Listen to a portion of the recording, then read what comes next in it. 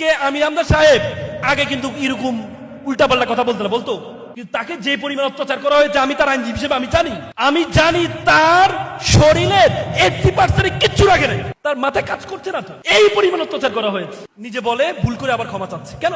অবস্থা নেই তো, এই পরিমাণ অত্যাচার করা হয়েছে, এই পরিমাণ অত্যাচার করা হয়েছে। অত্যাচারের কাহিনী শুনি, তার থেকে সামনে বসে একটু শুনেন ভাই, একটু শুনেন। আপনারা তো হুট করে একটা কথা বললে তাকে কাফের বানা দিচ্ছেন, একটু শুনেন কতটুকু অত্যাচার পাইছেন আপনি, কতটুকু অত্যাচার আপনি এর মধ্যে সহ্য করেছেন, একটু শুনেন ভাই।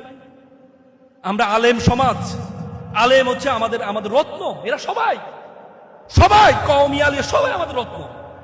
এদেরকে আমরা যদি সমালোচনা করি তাহলে একসময় আমি আবারও বলছি দ্বিতীয় হাসিনার জন্য আপনাদের অপেক্ষা করতে হবে। এই জন্য ফতুয়া দিয়েন না, এক জায়গায় বসে ফতুয়া দেওয়া দরকার নেই।